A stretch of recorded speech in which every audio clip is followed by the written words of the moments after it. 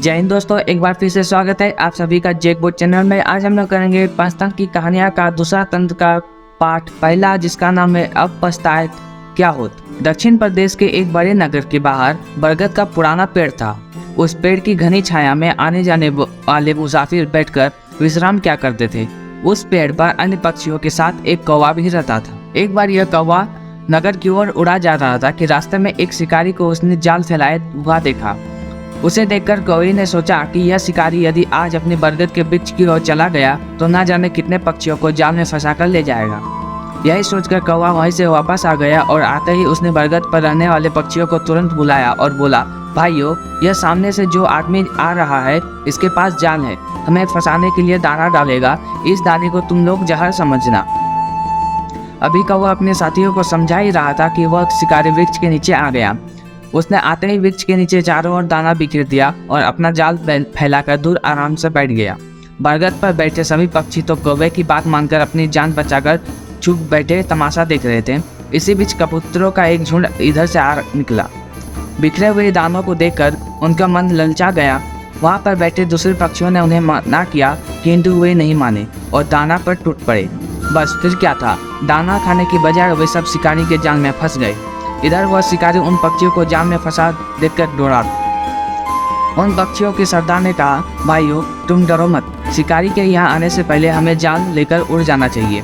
यदि हमने ऐसा नहीं किया तो यह शिकारी हम सबको जाल से मार देगा। सरदार के कहने के साथ ही कबूतर उस जाल समेत ही वहाँ से उड़ गए।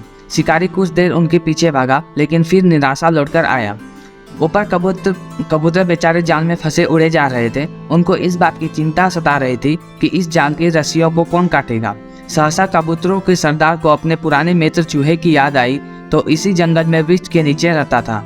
वे सब उस चूहे के पास पहुंच गए। उस कबूतर ने बिल के पास पहुंचकर चूहे को आवाज लगे, अरे भाई चूहे, जल्दी से बाहर आओ, हम लोग बड़ी मुसीबत में फंस गए हैं।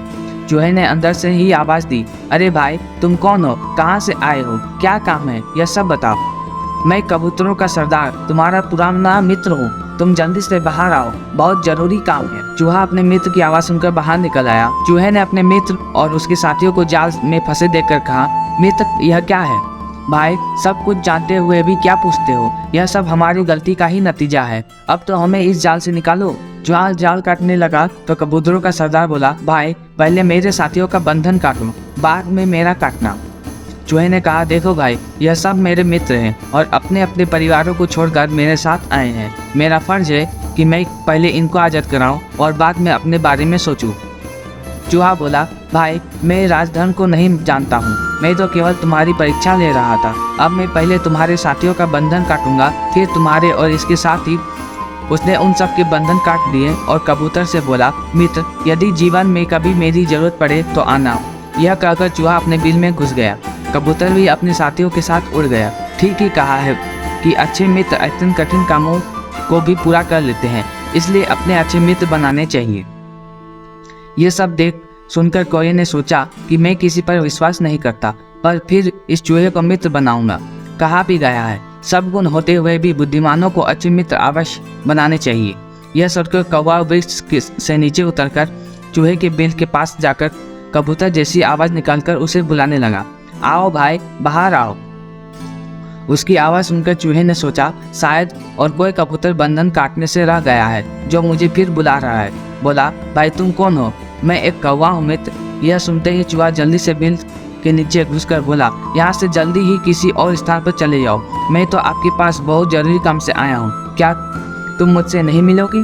नहीं भाई, मैं तुम्हें कबूतरों के बंधन काटते देखा, इसलिए मुझे तुमसे प्यार हो गया। यदि मैं कभी जाल में फंस गया तो तुम्हारी सहायता से मैं भी छूट सकूंगा, इसलिए आओ हम मित्रता कर ले। चूहा बोला, वैसे तुम मेरे शिकारी हो और मैं तुम्हारा शिकार, भला तुम्हारी और हमारी मित्रता कैसी? कहा भी गया है, निर्बल और ताकतवर में मित्रता नहीं होती, वे हंसी का पात्र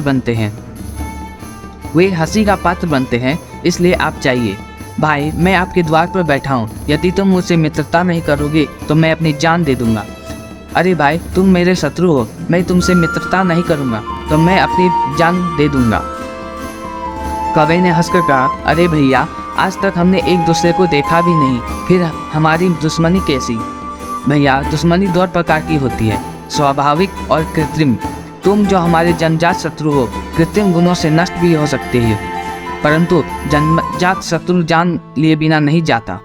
चूहे की बात सुनकर कौवा बोला, भाई यह सब बेकार की बातें हैं, मेरी बात सुनो। किसी कारण से ही मित्रता और शत्रुता होती है। संसार में बुद्धिमानों से मित्रता करनी चाहिए, शत्रुता नहीं। इसलिए तुम मुझसे मित्रता करो मेरे भाई, हम दोनों मिलकर रहेंगे। चूहे की बातें सुनकर कौवा समझ गया कि वास्तव में ही यह बड़ा ज्ञानी है, इससे मित्रता करके मैं बहुत कुछ सीख सकता हूँ। किंतु इसका संदेह।